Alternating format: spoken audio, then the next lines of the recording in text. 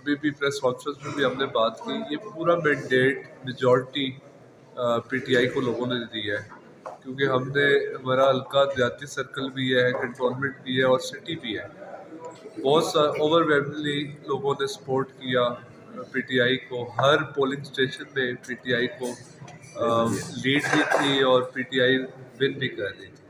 मैं ये समझता हूँ कि जहाँ लोकली लेवल पे ये मैंडेट पीटीआई का था और नेक टू नेक मुकाबला भी नहीं था और एक वाज़ह बढ़तरी थी पीटीआई की, और जिन लोगों को हकीकी मैंडेट मिला उनको सीटें नहीं मिली, उनको एमपी एमएनए नहीं बने, और जिनका मार्जिन 50-50 हज़ार और 20-20 हज़ार एमपीए की सीट्स में था उनको सीटें मिल गई। लेकिन मैंडेट, इसको कहें डाका कहें या मैंडेट चोरी कहें, तो ये सारे लोगों को पता है।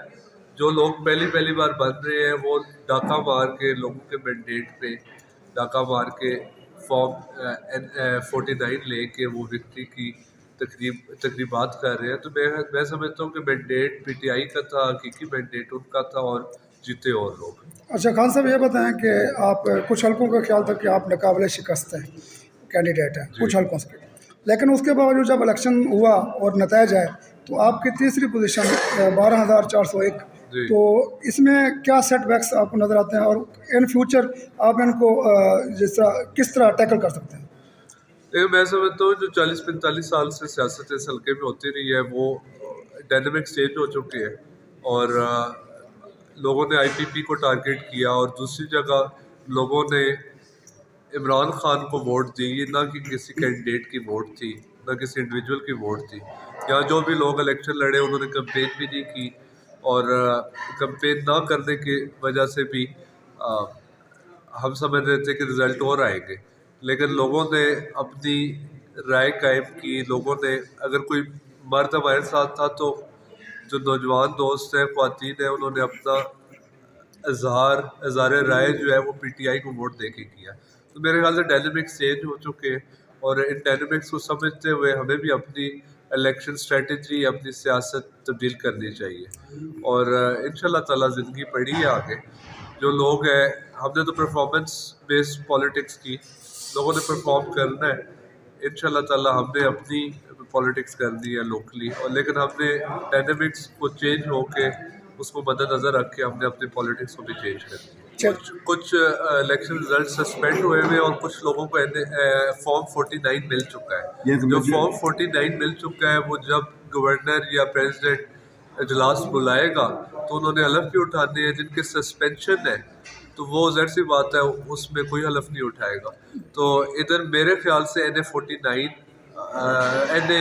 54 का जो रिज़ल्ट है वो अभी सस्पेंड हुआ है, उसका अभी फैसला होना है। PP 12 का 49 फॉर्म मिल चुका है, लेकिन पूरी तहसील टेक्सला में नून का, चाहे वो NA का कैंडिडेट हो या PP का कैंडिडेट हो, वो 2 या 3 पुलिस स्टेशन के अलावा जीते नहीं।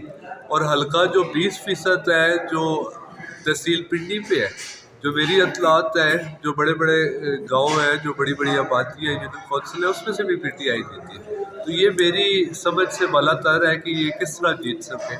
ये मैंडेट 2-3 हज़ार या 5 हज़ार वाला डाका नहीं है, ये 50-50 25-25 हज़ार है।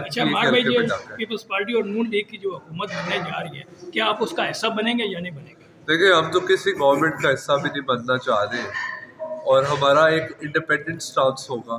हम हल्के में भी ऐसा इंडिपेंडेंट स्टांस रख के पॉलिटिक्स भी करेंगे, रब्ता भी करेंगे। और जिस तरह मैंने कहा कि जिस तरह डायनेमिक्स चेंज हुए हैं तो हमें भी अपनी पॉलिटिक्स भी चेंज करेंगे। अच्छा ये बताएं, ये जितने भी अवामिल हैं आपकी हार के, तो उसमें ये एक अमल ये भी हो सकता है कि आपने पार्टी तब्दील की है, तो क्या आप समझते हैं कि ये इसका असर पड़ा है पार्टी चेंज करने का?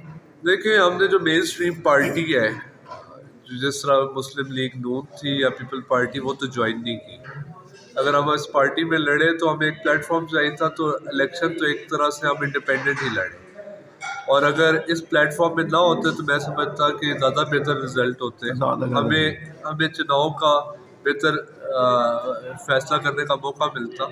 लेकिन मैं इस हवाले से डिसहार्ट हूँ कि जिस तरह की 40-45 साल पुरानी पॉलिटिक्स है, हमारी समझ, हमारा जो शऊर है वो इसको एक्सेप्ट नहीं करता है।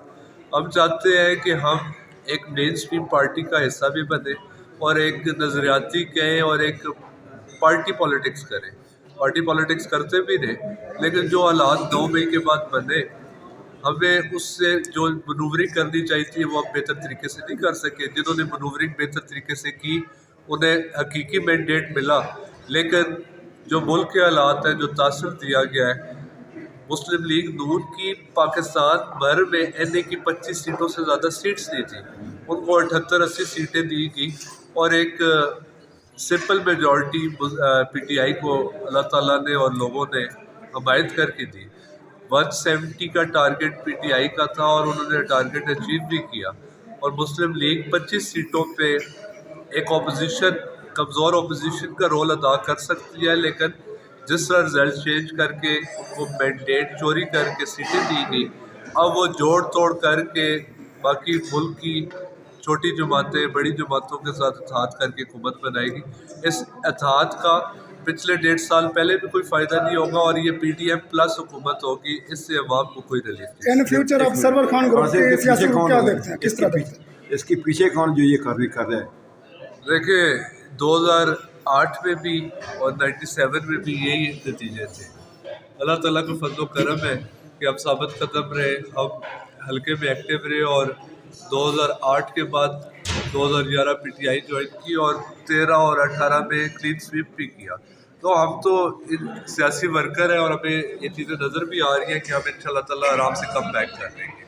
उसकी वजह यह है कि मुखालफिन की पॉलिटिक्स भी हमें पता है, उनकी डेवलपमेंट की सोच भी पता है, वो डिलीवर नहीं कर सकेंगे। और जो लोग पहली बार एमएनए और एमपीए बन रहे हैं, उनको ये दाग लग चुका है कि वो धांधली करके लोगों का मैंडेट चोरी करके पॉपुलर सपोर्ट को रद्द करके वो इलेक्शन जीत रहे हैं और अलाकार जो भी बने हैं वो भी पछताएंगे और ये लोग भी in future Sarwar Khan group की सियासत देखिए वो हमारे बुजुर्ग हैं, वो हमारी रहनुमाई करेंगे इंशाल्लाह ताला। पॉलिटिक्स हमने करनी है और बढ़ चढ़ के करनी है।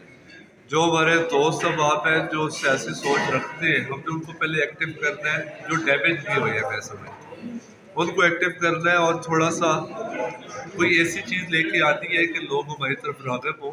वो पुरानी सोच के साथ हम नहीं करेंगे, हम मौजूदा हालात के साथ इंशाल्लाह ताला